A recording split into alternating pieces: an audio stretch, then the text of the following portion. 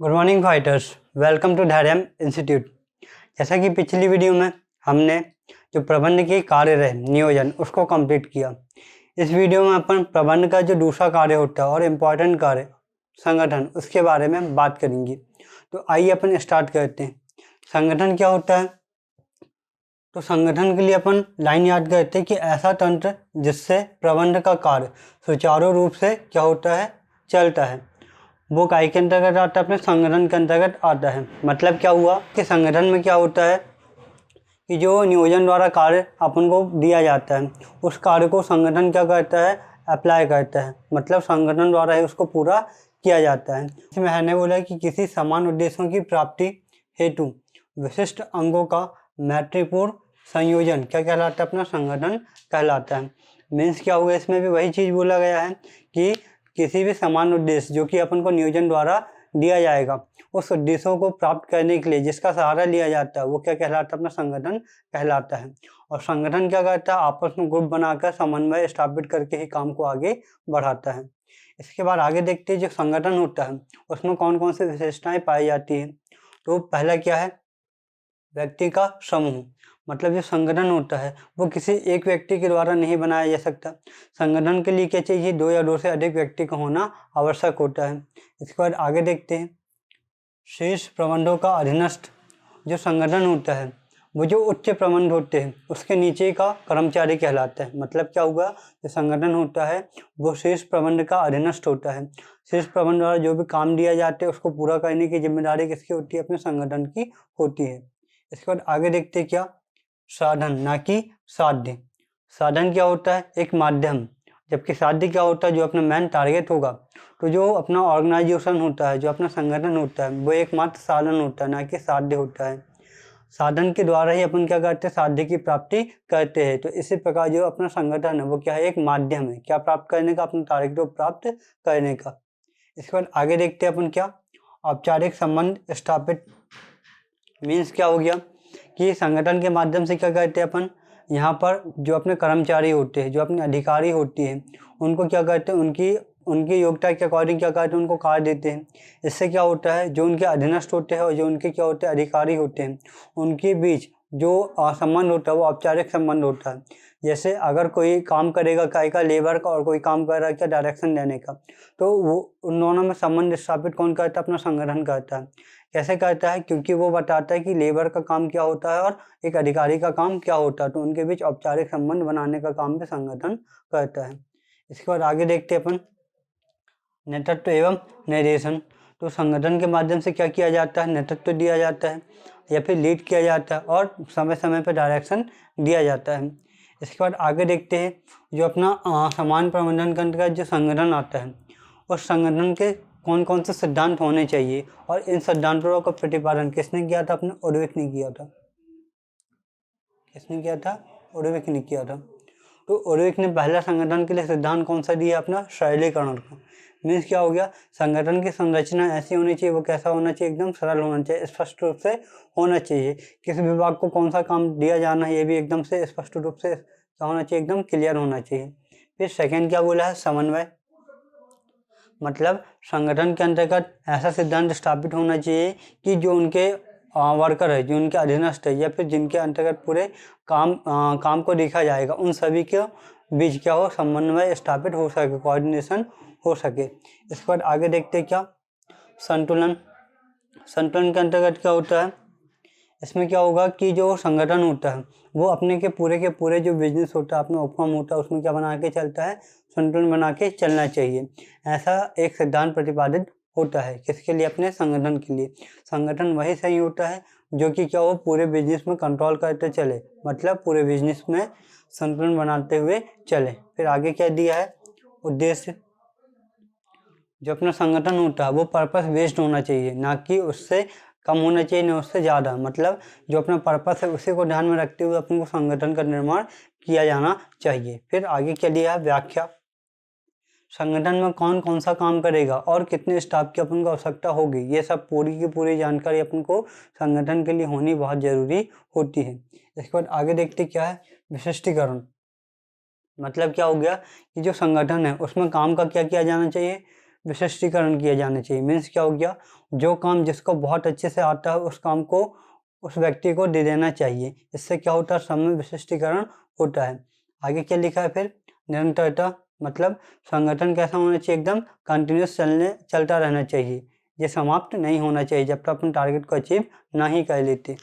फिर आगे क्या लिखा, आदेशों की एकता, संगठन जब भी प्रभावी होता है जब उसको मिलने वाला आदेश क्या हो, आदेशों में क्या हो, एक रूपता हो।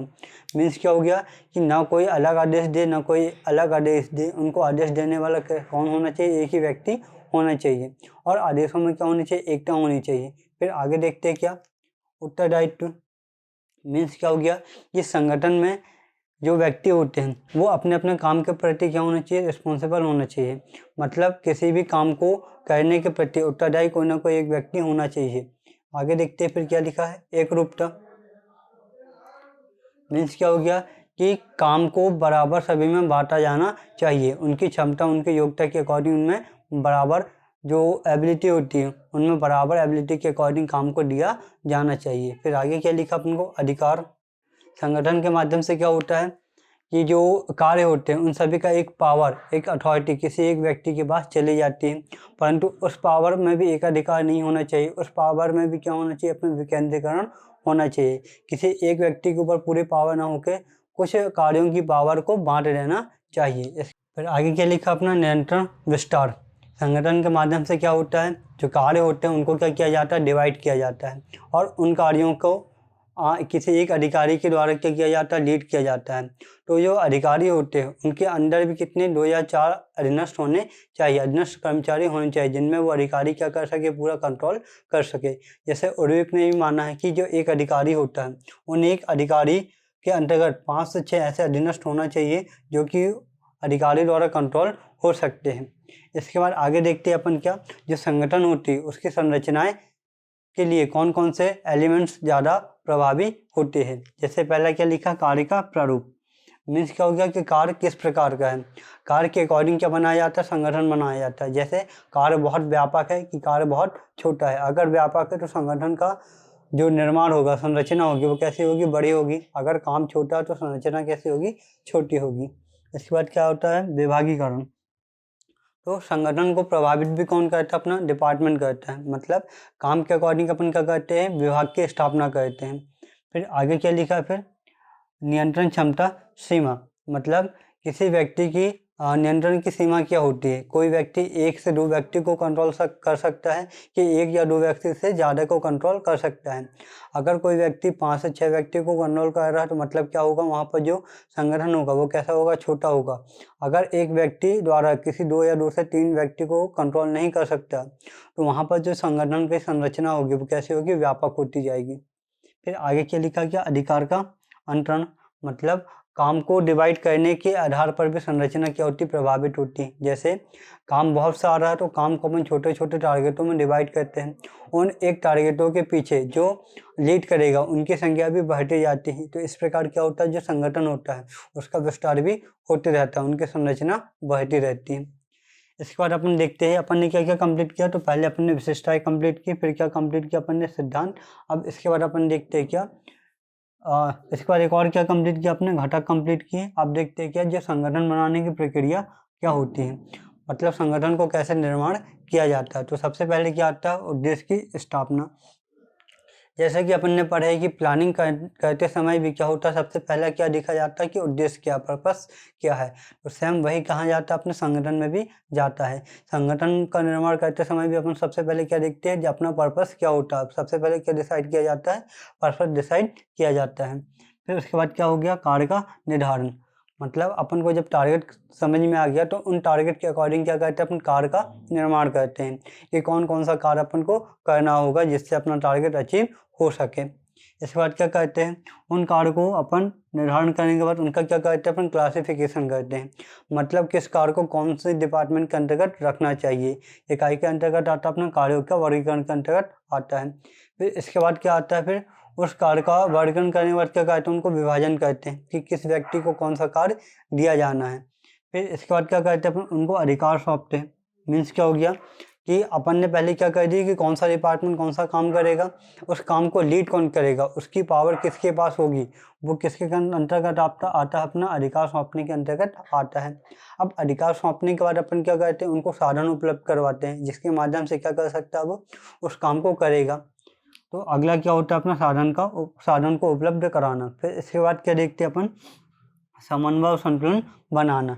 तो इस प्रकार क्या होता है, पूरे संगठन का निर्माण होता है। सबसे पहले देखा जाता है कि उद्देश्य किस टाइप का है, उद्देश्य के अकॉर्डिंग क्या किया जाता है, कार्यों का निर्धारण किया जाता है। जब कार्य का निर्धारण हो जाता है तो उनको क्या किया जाता है, क्लासीफाई किया जाता है।